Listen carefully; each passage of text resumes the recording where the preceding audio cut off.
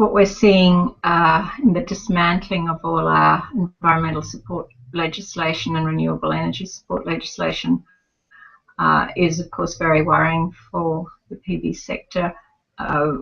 Any instability in policy trends is very difficult for industry.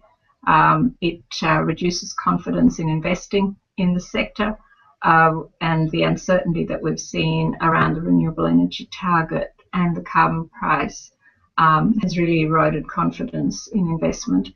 That means that even if things are cost effective and people want PV, industry is loath to invest at the moment, and some of the businesses that were operating in the field have chosen to close their doors in Australia and go elsewhere where the certainty is higher that the ground rules are going to stay the same for some length of time. Investment in industry and infrastructure is a longer term process than the political cycles.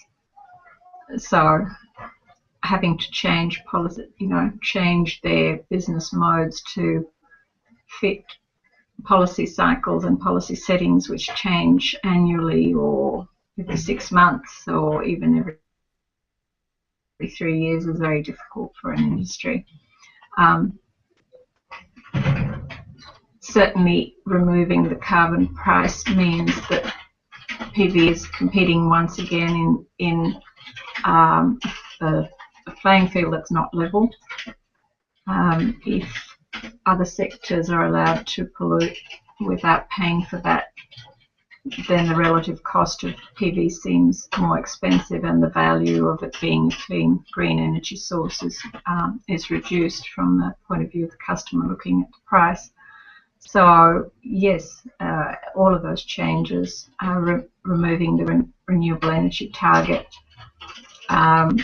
means a number of things. It means that the REC price isn't there, but it also means that there isn't a perception from end users that the government is supporting this technology. So even if the government support mechanism is very small, it provides people with a sense of trust in a technology and a sense that the government wants them to use this technology, and so on. So the pricing mechanism is important, but it's almost not as important as getting across to people that this is something the government is supporting you do. In Japan, when they had support for PV, which reduced over time, at the end of that program, the support, the actual dollars available to people was very, very small. But when they removed that totally, the market crashed. So it's that perception that's important for people to see, and we don't know how that's going to play out. We know that PV is pretty cost effective for a lot of people now, and so the market theoretically can keep going, and we think that we have a good market in Australia for cost effective electricity from PV going forward. But what we're seeing now is the electricity sector and the state governments both working very hard to prevent more PV going in, because what they're seeing is that PV is eroding the value of their networks and their retail sector in the standard electricity supply system. And those big utilities are fighting very hard to prevent more PV coming in. So those sorts of things, the regulatory frameworks that PV fits into, are going to be very important once all the support programs, the subsidies and so on, disappear. Then we need a level playing field, and the playing field is far from level, because we've got a whole electricity system that's geared to central power supply, and PV is competing as a distributed energy supply and the regulatory framework is not suited to that at the moment. So so we need, if governments are going to say PV doesn't need any support anymore, we're going to remove all of the renewable energy target, we're going to remove the carbon price, then we need a level playing field.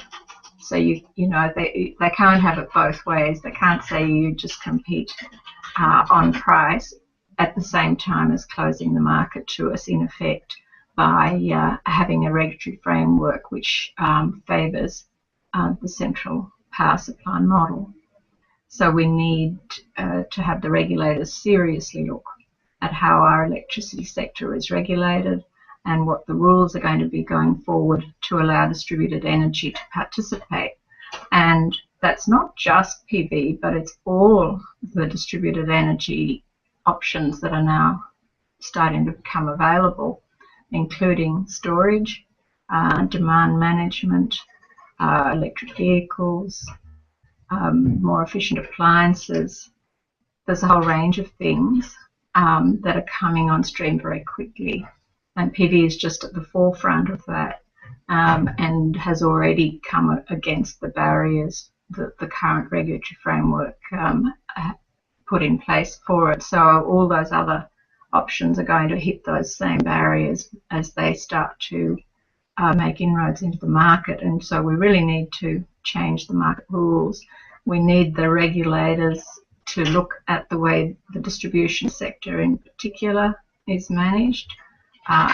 It's always thought that that has to be seen as a monopoly. And they sort of call it a natural monopoly. Well, it's not a natural monopoly anymore, because there's lots of options to having the power coming only through that distributed grid.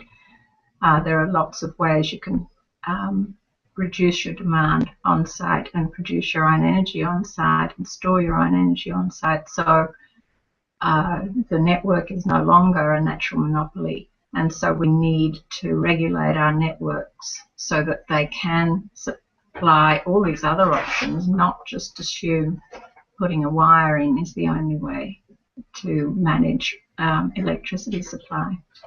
So those are the sorts of changes that we need if we're going to have this wholesale removal of support for renewables and support for low carbon options.